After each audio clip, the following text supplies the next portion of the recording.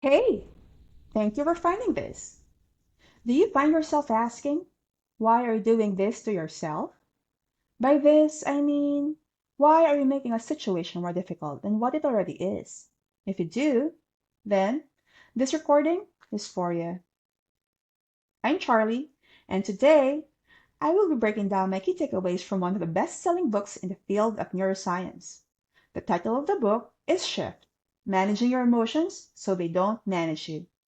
The book was written by Ethan Kross, who is one of the world's leading experts on emotion regulation. He's an award-winning professor at the University of Michigan's top-ranked Department of Psychology and its Ross School of Business. He's also the director of the Emotion and Self-Control Laboratory. The book, published in February 2025, is filled with science-backed tools which can equip readers and listeners to harness their innate capacity to switch their emotions to their advantage. My objective today is not to provide a book summary or a book review. I would also caution those who listen that I'm only sharing my takeaways from reading this book. I apologize in advance if I fail to cite or quote what was written by the author. I also interjected from personal perspectives, and the points that I'll be making are my own.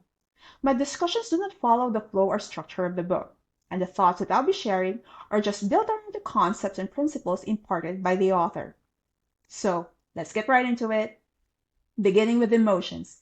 The ability to experience emotions is a specific feature in humans.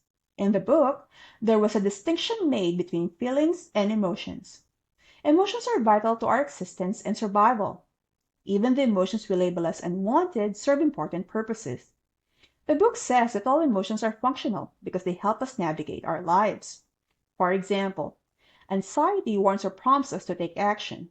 Sadness allows us to reflect, learn, and understand the meaning of an experience. The same is true with other emotions like fear, anger, envy, grief, and many others.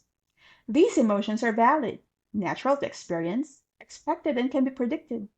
They result from and are influenced by many circumstances, and they are universal. Suppose you feel envious. What we do with this emotion is what matters more. Are we going to feel sorry for ourselves and beat ourselves up, or will it motivate us for the better? That said, even unwanted emotions are part of the human experience and are not something we should be guilty of.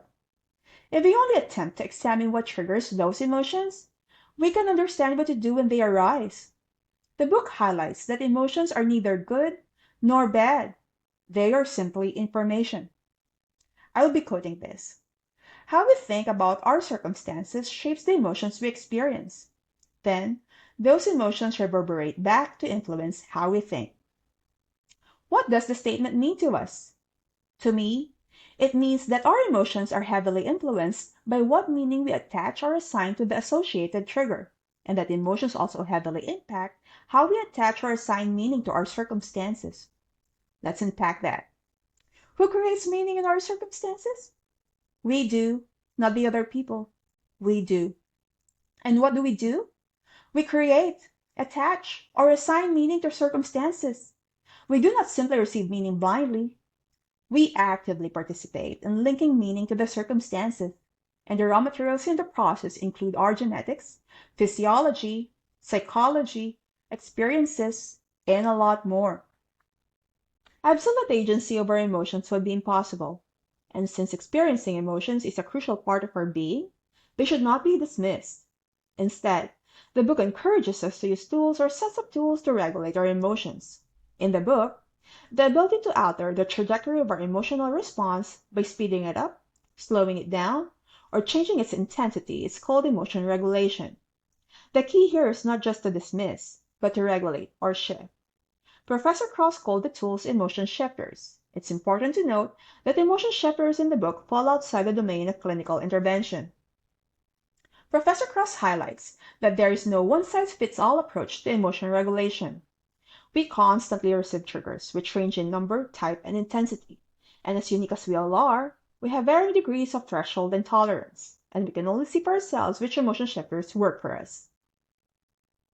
The first technique that resonated with me was the use of our senses. We tend to perpetuate our emotions. No wonder we listen to sad songs when we feel sad.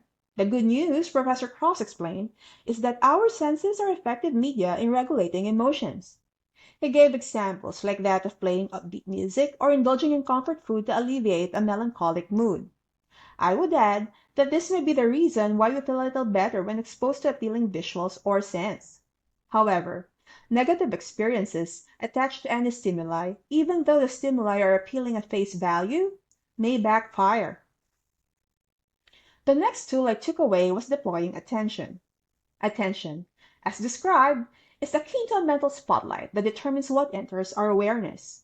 So, in order to regulate unwanted emotions, we can minimize our attention or focus on it. And one way to do that is by using distractions or diversions. Distraction may be in the form of watching something that entertains you and captures your attention away from the unwanted loop of thoughts. Another example, if you suddenly start to feel anxious, you can divert the energy you're using to ruminate on unwanted thoughts to other constructive activities. Say, instead of playing loops of unhealthy thoughts in our minds, we can opt to have a walk, work out, clean the space, declutter, or journal.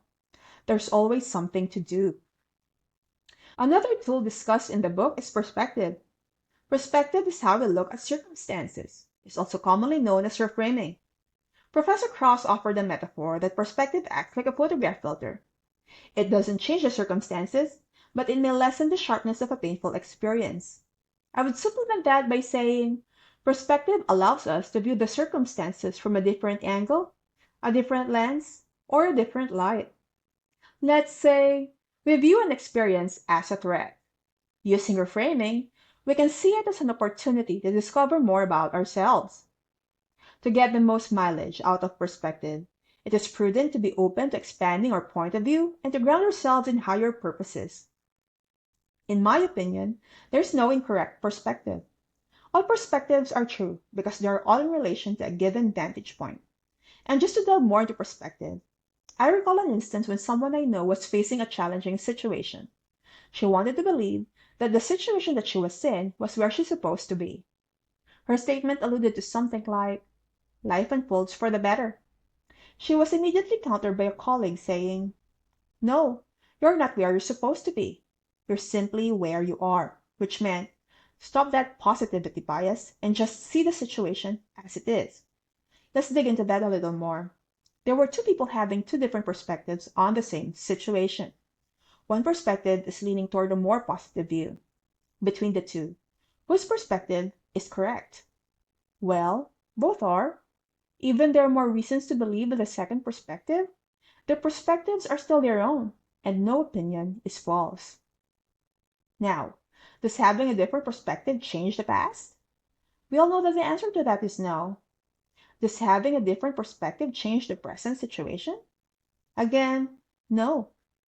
Having a different perspective will only vary in the resulting actions that come from it, and actions influence what is to come. So going back to our illustration, there was a situation that can be viewed from at least two perspectives. Viewing the situation as if life happens to us has a high likelihood that we will behave passively and aggressively. This is in stark contrast to if we view the situation as if life happens for us. Chances are we will positively engage in whatever life brings about. Again, none of those perspectives is incorrect. To be honest, we wouldn't know which one is real, and we would never get to know the answer to that. There seems to be no way for us to find out. The critical question to ask from here is, which perspective will make the most of us? Another tool that brought great insight to me is distance. Time is another form of distance. The book explains that the further we get away from the inciting incident of distress, the more the sharpness of the emotion fades. That is why we need time out in the heat of the moment. Linguistics also plays a role in shifting emotions, the book adds. Expressions are more intense when the first language is used. Another way to employ distance which really struck a chord is by means of distanced self-talk, and this is done by using second-person pronouns whenever we talk to ourselves. The use of second-person pronouns allows us to think about someone else. We leverage this tool because typically we are harder on ourselves than we are on others.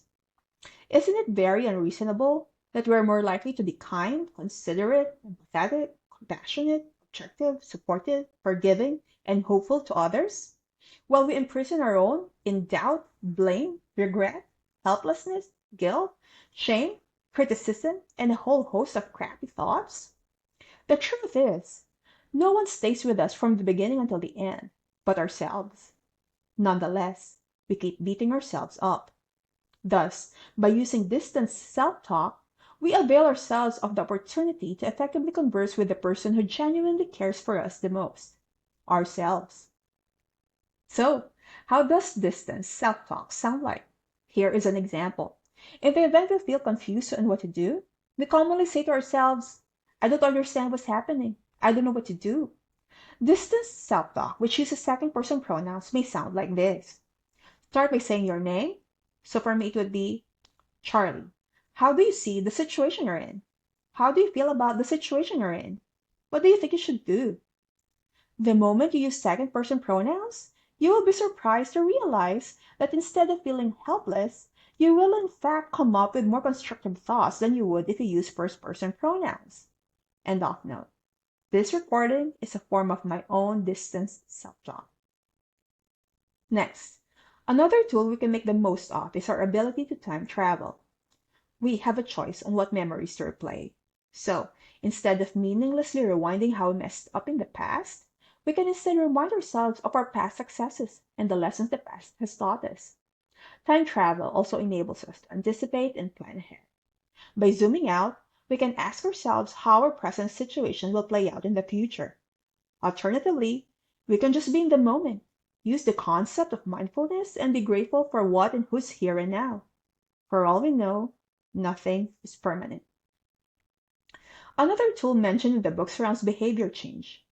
Our willpower waxes and wanes, and because we cannot constantly rely on our willpower, one of the tools we can take advantage of is situation modification. It's the concept of altering the environment or situation to influence thinking and behavior. In other words, by intentionally designing our environment, we can increase the likelihood of achieving a favorable outcome. We can do this by removing barriers and improving access to our desired behavior. One framework mentioned in the book is implementation intentions. We tend to lean on less effortful actions. Therefore, by deliberately making a plan, we save ourselves a ton of energy from decision fatigue. I find the if-then statement insightful. How is it used? Suppose I find myself feeling anxious unpredictably. My if-then statement could be, if and when I feel anxious, then I will have my notepad ready to write down the thoughts that make me feel anxious and evaluate how realistic they could become and the worst that could happen. I will also write down a plan to constructively address those thoughts. After dealing with those thoughts, I can then divert my attention by playing an upbeat and a hopeful playlist. So, let's wrap this up. The tools I mentioned here are the tools that resonated the most with me. The tools are effective on their own as well when used in combination. They can be used in any order too. There are also other tools discussed in the book that are not mentioned in this recording. My key learnings and application on these emotion shifters are as follows. When faced with highly charged emotional circumstances, it is crucial to assess our position. Remember that we are all capable of selectively engaging with and compartmentalizing our emotions. Ask, is it worth our energy to deal with the emotion? If it is not worth our while, we can use avoidance. We can distract ourselves or use diversional activities and brush the surfacing emotion off. If the emotion must be dealt with, the next question would be, can it wait? If it can, we can acknowledge the emotion and call it out by saying, I know that you're there, I feel you, and I'm not ignoring you. I have other things in front of me, and I will not confront you right now. Not now. I will deal with you later. Holding off on immediately dealing with emotions buys us a little more time, which we just learned is a form of distancing and reduces the emotion's intensity. If we cannot differ approaching the emotion, we can capitalize on distanced self-talk. Talk it through as you would be conversing with your most trusted person. Ask yourself, why are you doing this to yourself? What do you think you should do? We can also plan how to deal with highly charged emotions. For example, in times of failure, we can say to ourselves, you failed on that thing, and you can always try again if you wish to. Or, you can always try another thing. Notice that I use the conjunction and not but. I would refuse to view my trying again or trying another thing as a compensatory or a consolatory response to failing. Failing on something doesn't reduce the value of an experience. Using "and" to combine the failing event and the trying again event demonstrates appreciation of how the two events complement each other. Lastly, we decide how we see things. We are all capable of choosing how to view things differently. In facing the emotions head on, we can weaken the emotion by zooming out, recalling how we triumphed over our past struggles, reminding ourselves that all things shall pass, and find peace that events unfold to serve higher purposes, and that everything makes sense. Not necessarily for us, but for the grand scheme of things. And if at any moment a purpose is out of sight, we can always create our own purpose that is higher than ourselves. And this brings me to my parting words.